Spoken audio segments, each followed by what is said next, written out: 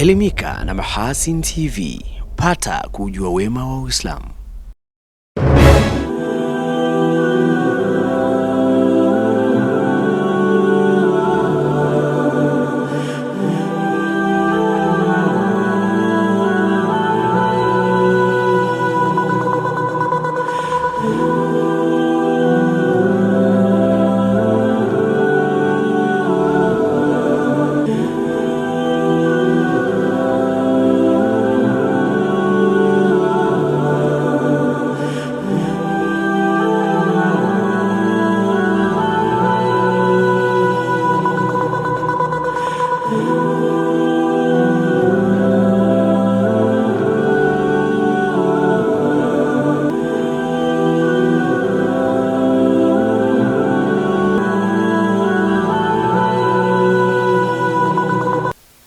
Assalamu alaikum wa rahmatullahi wa barakatuh. Hali gani mtazamaji wa Mahasin TV popote pale ulipo?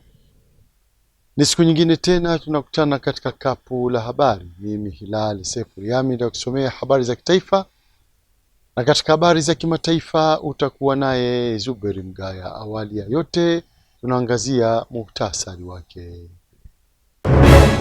Mpango wa kuhamisha kaya 648 zilizopo eneo la Western katika eneo la Igalukilo wilayani Tanganyika waanza. Mamlaka ya maji safi na usafi wa mazingira wilayani Bunda Busa yaeleza mikakati ya kuimarisha utoaji huduma ya maji safi na salama. Katika habari za kimataifa, polisi nchini Kenya yawatambua wanafunzi 7 kuwa washukiwa wakuu wa uchomaji moto bweni katika skuli moja wiki iliyopita.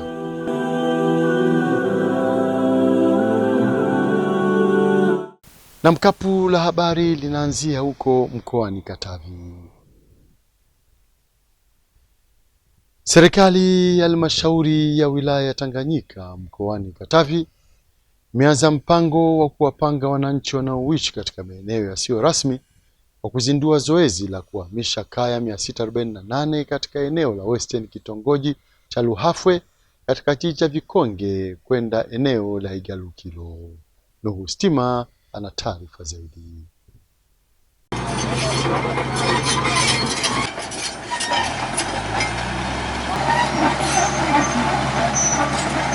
Ni mitambo ya halmashauri ya wilaya ya Tanganyika ikiwa tayari kusafisha eneo la Igalukilo kuhakikisha huduma muhimu za kijamii zinapatikana katika eneo hilo. Moja ni kuhakikisha tunachonga barabara kilomita 5 mpaka Igalukilo.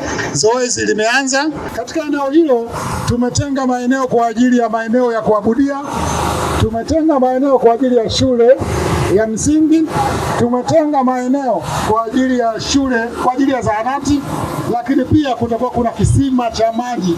Kwa hiyo huduma zote ambazo ni za kijamii tutaziweka katika eneo hilo, lakini tayari kuna timu ambayo ipo kwa ajili ya kubainisha kaya ambazo zile maskini ambazo tutazihamisha kutoka katika eneo hili na kuzipeleka katika eneo lile. Kwa hiyo sisi tuko tayari kama halmashauri kutekeleza mpango huu.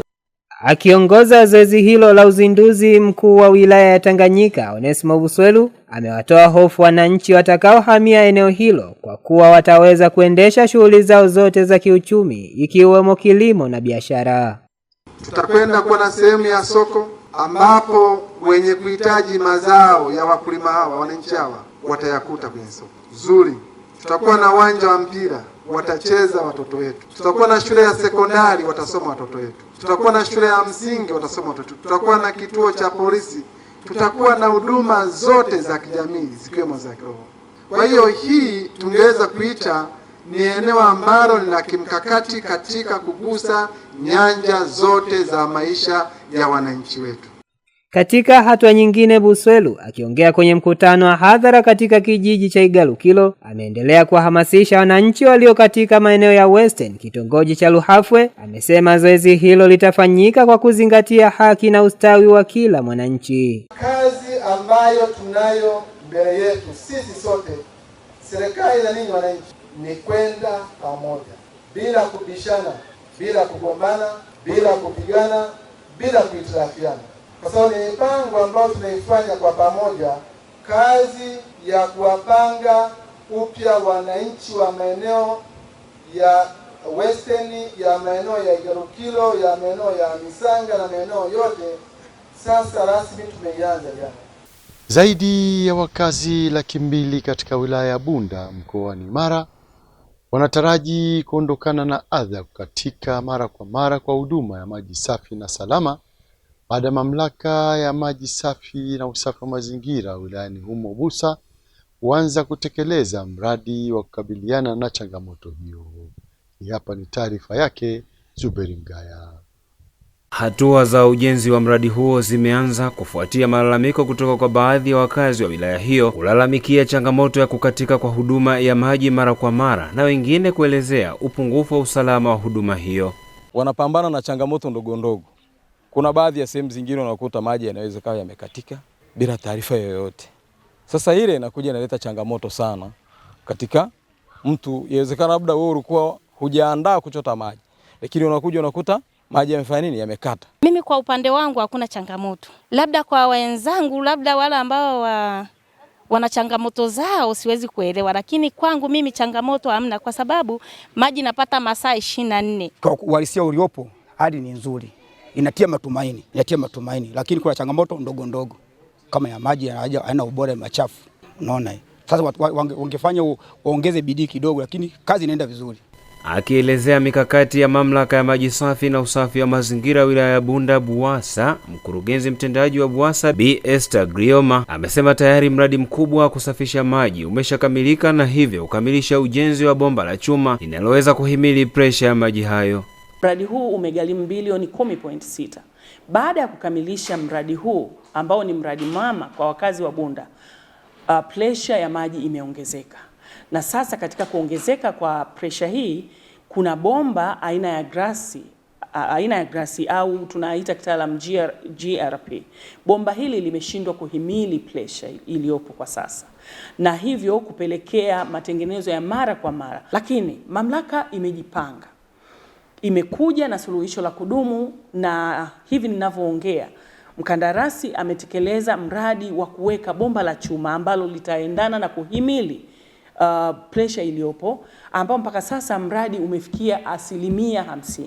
Aidha, Grioma ameelezea miradi mingine ya kimkakati inayotekelezwa na mamlaka hiyo, huku lengo likiwa kutoa huduma bora kwa wananchi wa wilaya hiyo. Mamlaka pia inaendelea na utekelezaji wa miradi mbalimbali ikiwemo huo kimkakati wa Migungani Kaswaka, mradi wa Waliku, ni mradi wa maji safi, mradi wa maji taka Butakale, mradi wa maji safi Kisangwa, lakini na Bunda wilaya mradi wa Nyamswa. Hii yote ni nini? Serikali imefanya jambo kubwa katika miaka hii minne. Serikali yetu sikivu imetekeleza miradi takribani 9 iliyoisha 4, na hii ambayo imebaki sasa 5 inakwenda kukamilika ili wananchi wa Bunda waendelee kufurahia huduma itolewayo na Buwasa kupitia Wizara ya Maji. Kwingineko, wanawake na mabinti wa Kiislamu mkoani Singida wametakiwa kuweka mikakati itakayowasaidia kujikwamua kiuchumi, huku wakizingatia misingi na maadili ya dini yao, hatua itakayowasaidia kupunguza utegemezi na kuimarisha ustawi wa familia. Ramadhani Idi Limo ana taarifa kamili. Rai hiyo imetolewa na mtaalamu wa saikolojia na afya ya akili Leila Abubakari katika kongamano la wanawake lililoandaliwa na Jumuiya ya Wanawake wa Kiislamu Tanzania JUWAKITA Manispaa ya Singida. Amesema wanawake wanaweza kutumia vikundi vya ujasiriamali kama njia ya kuongeza kipato na kupunguza utegemezi. Tuwe na vikundi vyetu msikitini vya kuweka na kutoa msikitini bila riba, kwa sababu watu wetu wanaumia na riba. Watu wetu wanaenda kwenye kausha damu, kwa sababu sisi kazi yetu tunakusanya sadaka. Hatujui kuwapa watu namna kibubu waweke hela ili watolee sadaka. Kwa matibabu ya watu wetu ni uchumi. Sawa? Kila mtu akiwa na pesa, kila mtu atapona. Na kila mtu akiwa na sehemu ambapo uenda, akiamka asubuhi aenda hiyo sehemu, ni dawa. Ukiwa una njaa, huna ridhiko lolote kwa sababu uko nani? Kuna njaa. Lolote utakaloletewa hata kama liko nje ya dini utafanya?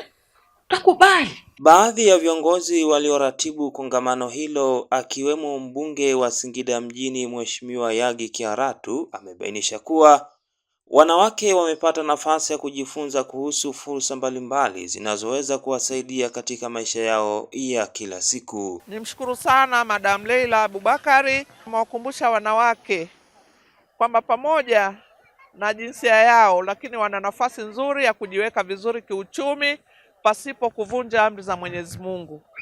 Ziko shughuli halali wanaweza kufanya, lakini katika kufuata maamrisho ya Mwenyezi Mungu, kuwatii waume zao na kutokuvunja sheria zozote zilizowekwa. Lakini Madam Leila ametuhusia sana wanawake tuitafute elimu, kwa sababu elimu ni ufunguo wa maisha na utatusaidia katika maisha yetu ya kila siku. Pia tumenufaika na mengi kupitia mgeni wetu Madam Leila Abubakari kutoka Tanga. Mwanamke anayetetea wanawake, mwanamke anayewafunza wanawake. Tulikuwa tukimuona katika mitandao, alhamdulillah leo tumemuona, ametuhusia, ametupa moyo, ametufanya tuwe wajasiri kina mama. Kutoka hapa mkoani Singida, Ramadhan Idilimu wa Mahasin TV. Mkoani Pwani, taasisi za dini nchini zimehimizwa kushirikiana na vyombo vya ulinzi na usalama ili kuendeleza na kudumisha amani iliyopo nchini, hali itakayosaidia kuwa na jamii yenye maadili mema kwa kizazi cha sasa na kizazi kinachofuata. Nuhu Stima anatuarifu zaidi. Wito huo umejiri mara baada ya kamishna wa jeshi la polisi DCP Henry Mwaibambe kutembelea na kukagua maendeleo ya ujenzi wa kituo cha polisi Kisiju, Pwani, wilaya ya Mkuranga, ambacho kinatokana na jitihada za wakazi wa maeneo hayo. Awali mkaguzi wa jeshi la polisi Alex Kafyulilo, ambaye ni polisi wa kata ya Kisiju, ameelezea hatua za ujenzi wa kituo hicho ulipofikia kwa sasa. Eneo tuliopo afande ni eneo la kituo cha polisi, na baada ya kupewa tulifanyia urasimishaji, maana tulioita watu wa ardhi wakaja wakarasimisha, kwa hiyo ni mali ya jeshi la polisi Tanzania. Ujenzi mpaka sasa ulipofikia, kama tunavyoendelea kuona kwenye nyumba yetu, tushamaliza rinta, wanamalizia kozi mbili za mwisho waweze kupiga kenchi, lakini nyumba za askari pia ya mkuu wa kituo imeisha kwenye rinta, nao wanamalizia kozi mbili, lakini nyumba ya askari ambao ni 2-in-1 leo wanamwaga zege kwenye rimu. Kwa upande wake mkazi wa kata hiyo Benedict Tobias amewaomba wanajamii wote kutoa kipaumbele katika masuala ya ulinzi na usalama ili kuifanya nchi kubaki salama na amani ya kudumu. Kwa ujumla ninachohitaji ni ushirikiano tu, na ningeomba watu wenye mapenzi mema. Usalama kwa raia ni kitu cha muhimu sana. Kwa hiyo watu wenye mapenzi mema ningeomba kwa ajili ya kufanikisha ujenzi tungepata nyumba zingine kwa ajili ya maaskari. Maaskari wapo kwa ajili yetu sisi raia, kwa ajili ya usalama wetu. Kwa hiyo ningeomba watu mbalimbali tuungane nasi, wenye uwezo watusaidie tuzidi kujenga nyumba kwa ajili ya maaskari, tuzidi kuishi kwa amani. Kamishna wa jeshi la polisi DCP Henry Mwaibambe amesema jeshi la polisi linaendelea kushirikiana na taasisi za dini pamoja na jamii kwa ujumla ili kukomesha vitendo vyote vya kihalifu na uhalifu. Jeshi letu lina ushirikiano mkubwa na taasisi za dini mbalimbali hapa. Tunawapongeza kwa uamuzi wenu wa kujenga kituo cha polisi hapa. Sisi jeshi la polisi tutashirikiana na nyie kuhakikisha kituo kinakamilika. Nyie mmetupa eneo kubwa ambalo linafaa kujenga hata nyumba za askari. Tunawapongeza sana, nashukuru sana. Mungu awabariki sana. Lakini cha pili, mbali na kupongeza mkoa wa Rufiji, lakini tunampongeza sana polisi kata wetu. Ni kijana ambaye sehemu nyingi zilizopita anapongezwa. Ni mkaguzi ambaye amejitoa sana, anafanya kazi vizuri, anashirikiana na watu. Ndio maana hata kwenye mkutano wetu uliopita wananchi wengi wanamzungumzia kwa mtazamo chanya sana alivyokuwa. Bodi ya nyama nchini imeendesha mafunzo maalum kwa wauzaji na wahudumu wa mabucha ya nyama mkoani Tabora yenye lengo la kuwajengea uwezo kuhusu uzingatiaji wa sheria, kanuni na taratibu za biashara hiyo ili kuongeza mnyororo wa thamani na kulinda afya za watumiaji kitoweo hicho. Saidi Kapalila ana undani wa taarifa hiyo. Akizungumza baada ya mafunzo hayo, msimamizi wa bodi ya nyama kanda ya Magharibi Abdara Waziri anabainisha dhima ya zoezi hilo na kwamba baada ya elimu hiyo bodi haitosita kumchukulia hatua za kisheria yeyote atakayeenda kinyume na sheria na taratibu za nyama. Kwa mujibu wa sheria ya nyama ya tasnia ya nyama namba 10 ya mwaka 2006, katika kanuni zake za usajili wa kazi za wadau imeelekeza kuwa mdau yoyote au mtu yoyote anayotaka kujihusisha na masuala yanayohusu nyama ni lazima awe amepewa elimu kwa mujibu wa sheria. Kwa hiyo sasa hizo shughuli zote zinatakiwa zisimamiwe katika mazingira ambayo nyama itakayozalishwa iwe salama, iwe bora na salama kwa mlaji. Lakini pia bidhaa zitakazozalishwa pamoja na mifugo yenyewe zitengenezwe katika kiwango ambacho kitakidhi soko la ndani na nje ya nchi. Baada ya zoezi la utoaji wa elimu kwa wadau wote ambao wenye mabucha, kwa hiyo mtu anapokiuka taratibu, hatua kali za kisheria zitachukuliwa kwa kuwa atakuwa tayari anaelewa na atakuwa anamiliki cheti ambacho amepata mafunzo yake. Kwa upande wake daktari wa mifugo mkoa wa Tabora Bwana Robert Machibia anaeleza athari za kiafya anazoweza kupata binadamu kwa kutumia nyama ambayo haijapimwa na wataalamu, huku akitoa wito kwa wauzaji wa bidhaa hiyo. Kuna magonjwa ambayo yanaweza kutoka kwa mnyama yakaenda kwa binadamu, yanaitwa zoonotic diseases. Na wakati mwingine kuna magonjwa mengine ambayo ni hatari sana kama anthrax, inaitwa kimeta. Naona, lakini kuna Brucella. Magonjwa yanaingia kwa binadamu, yanaingia kwa wanyama. Kwa hiyo mtaalamu ni muhimu sana kuwepo kwenye eneo hilo kuhakikisha hiyo nyama ina ubora unaohitajika kwa mlaji. Baadhi ya wanufaika wa mafunzo hayo wanaeleza umuhimu wa zoezi hilo, huku wakiomba liwe endelevu kwa mustakabali wa kukuza mnyororo wa thamani wa bidhaa hiyo pamoja na kuleta tija kwa afya ya watumiaji wa nyama. Kama bodi ya nyama walivyotuelekeza, ng'ombe akiwa naumwa wamtibishe kwanza apone, ndo aje machinjoni achinjwe, ndo tuweze kuweza kuwapa watu wale. Alafu kingine ni kile ambacho wamezungumzia, sisi tuwe wasafi katika bucha zetu.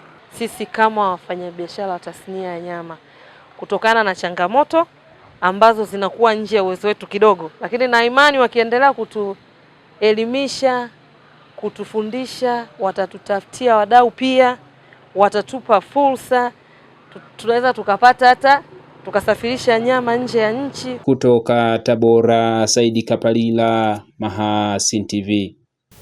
Kisiwani Unguja, serikali ya mkoa wa Kusini Unguja imesema mikakati imara pamoja na mazingira wezeshi yanayowekwa na serikali kwa kushirikiana na taasisi zisizo za kiserikali yamesaidia kwa kiasi kikubwa kuleta mabadiliko chanya katika sekta ya elimu kwa kuongezeka kiwango cha ufaulu. Rajab Shaban Matuga ana taarifa zaidi. Katika kutambua mchango huo wa taasisi zisizo za kiserikali, mkuu wa mkoa wa Kusini Unguja Bi Hamida Musa Khamis ameipongeza taasisi ya Mwanamke Initiative kwa mchango wake mkubwa katika kuinua sekta ya elimu. Amesema mkakati wa serikali mkoani humo ni kuendelea kuimarisha sekta ya elimu kwa kuhakikisha idadi ya wanafunzi wanaopata matokeo ya sifuri inapungua. Katika jitihada zote hizo tumepata mafanikio ya kuongezeka kwa ufaulu. Lakini kama niliposema kwenye mkutano wetu wa wiki mbili zilizopita, haturidhiki na ufaulu tu ule. Tunataka ndani ya mkoa wa Kusini na sisi tusomeke kwenye ramani ya division 1 na 2 peke yake. Na imani MIF tutasimama na sisi kwenye hilo. Kama tulipoweza kuondoa au kupunguza zero, tuna dhamira ya kuondoa kabisa zero, lakini tuna dhamira ya kufaulisha watoto wetu kwa daraja la kwanza na la pili tu. Mwakilishi wa taasisi ya Mwanamke Initiative MIF Fahmi Ali Mwinyi amesema taasisi hiyo imetenga fungu kubwa la bajeti kwa mwaka huu kwa ajili ya kutekeleza programu mbalimbali za elimu zitakazosaidia kupandisha ufaulu. Bado tunaendelea na juhudi zetu na mikakati yetu ya kuhakikisha kwamba elimu ya mkoa wa Kusini inaimarika zaidi ya hapa ambapo ipo. MIF imeamua kuongeza bajeti ya mara mbili ya ile ambayo ilikuwa inatumika katika miaka yote. Kwa idadi ya wale walimu ambao wamefellows, tumeona kuna changamoto kadhaa. Kwa hiyo kutoka idadi ya watu kutoka idadi kwa walimu ambao ni 34, sasa tutafanya kwa walimu 68 katika mkoa. Kule ambapo kwenye shule ambazo zina mapungufu ya walimu wa hisabati na walimu wa sayansi, huko kote tunakwenda kuhusisha walimu ambao wenye uwezo wa kuweza kuwafundisha vijana wetu na kukuza ufaulu. Mchango wa taasisi ya MIF katika kusaidia juhudi za serikali kuinua kiwango cha elimu unapongezwa pia na maafisa elimu wa mkoa na wilaya ya Kusini Unguja. Ni wazi kwamba mchango wa taasisi ya Mwanamke Initiative Foundation MIF umeleta mapinduzi makubwa katika maendeleo ya elimu mkoa wa Kusini Unguja, hususan katika kuboresha matokeo ya kidato cha 4 kwa wanafunzi wetu, lakini pia ni pamoja na kupunguza sufuri kwa wanafunzi wetu. Mkoa wa Kusini Unguja kupitia walimu wakuu pamoja na wenye viti na wote wanaoshughulikia masuala ya elimu, tunakushukuru sana kwa kazi nzuri ambayo ulifanya inayobadilisha sekta ya elimu kwa Kusini. Na kwa taarifa hiyo kutoka kisiwani Unguja ndio kunahitimisha kapu la habari kwa habari za kitaifa. Tupate mapumziko mafupi na kisha tarejea hapa kuangazia habari za kimataifa. Hii ni Mahasin TV, pata kujua wema wa Uislamu. Mahasin TV, channel namba 455 katika kingamuzi cha Azam.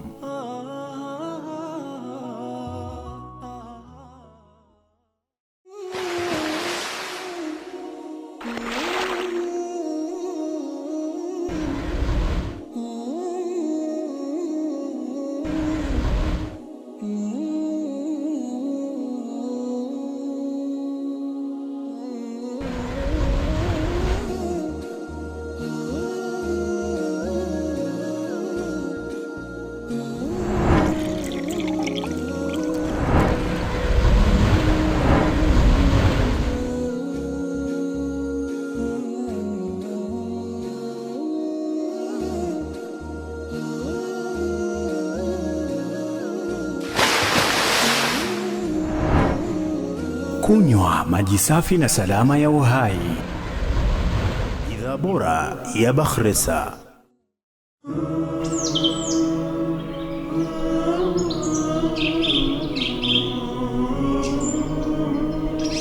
Mahasin TV, pata kujua wema wa Uislamu.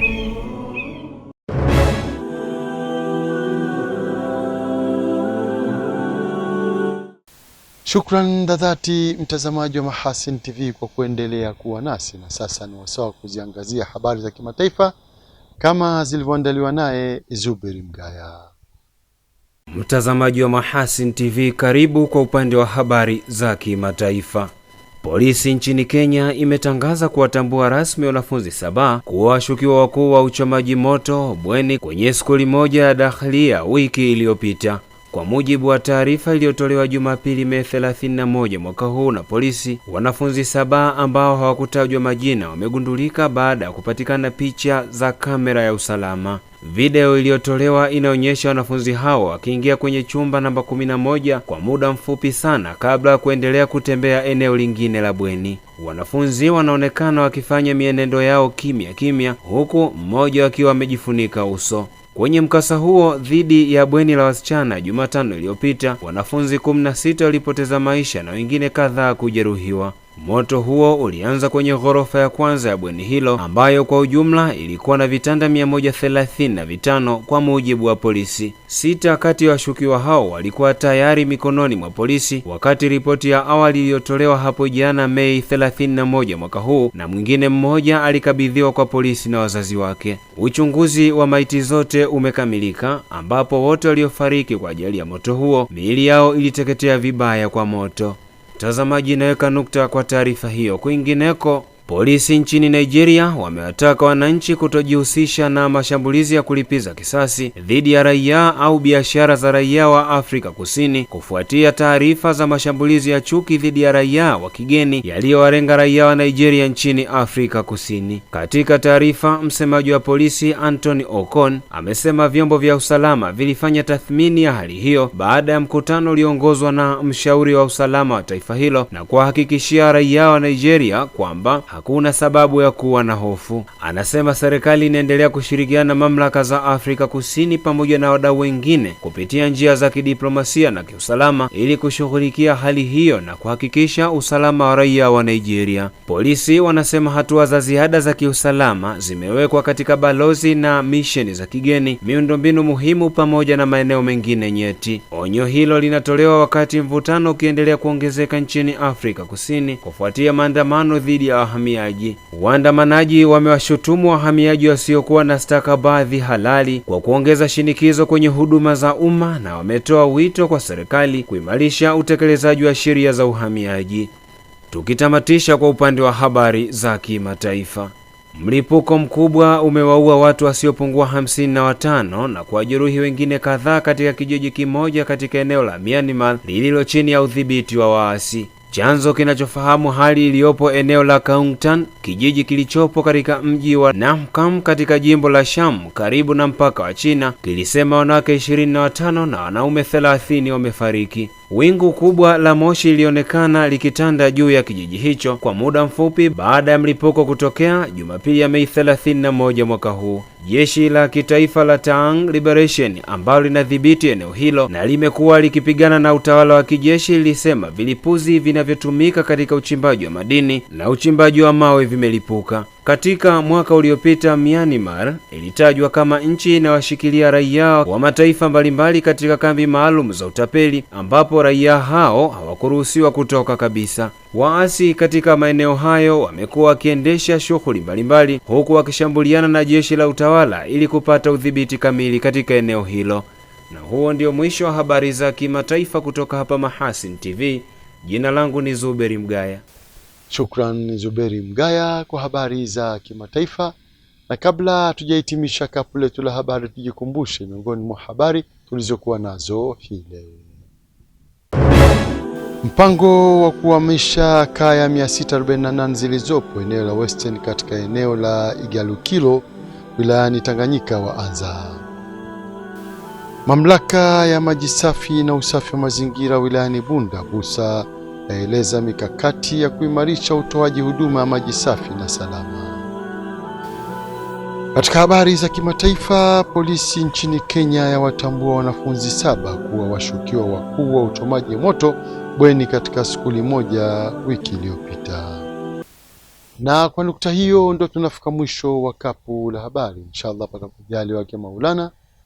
Ungana nasi hapo kesho muda na wakati kama huu. Kwa niaba wenzangu wote waliofanikisha kuletea kapu la habari, mimi Hilali Sefuriami nilokusomea habari za kitaifa, na katika habari za kimataifa ulikuwa naye Zuberi Mgaya. Nikutakie utazamaji mwema wa vipindi mbalimbali vinavyoendelea hapa Mahasin TV. Pata kujua wema wa Uislamu.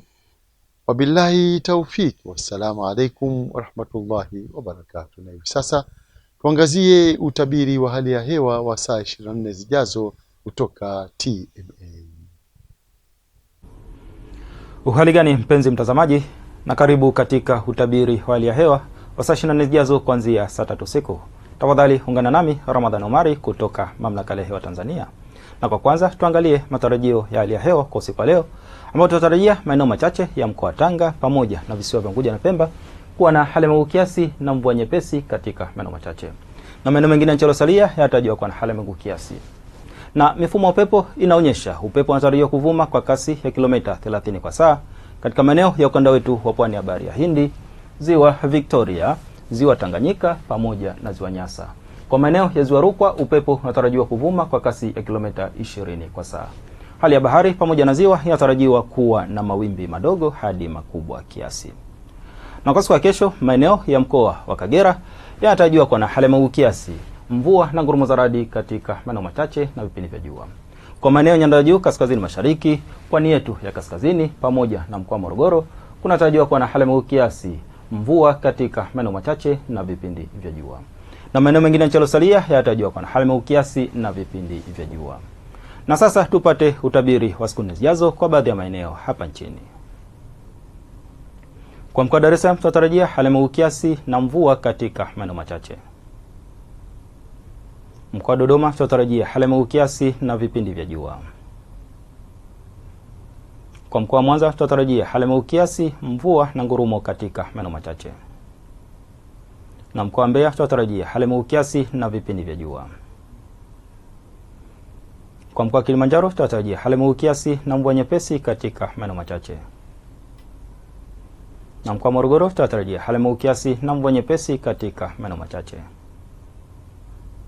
Na kwa mkoa wa Arusha tunatarajia hali ya mawingu kiasi na mvua nyepesi katika maeneo machache. Na mpaka kufikia hapo kutoka Mamlaka ya Hewa tuna ziada. Asante kwa kuwa nami na nikuage kwa heri.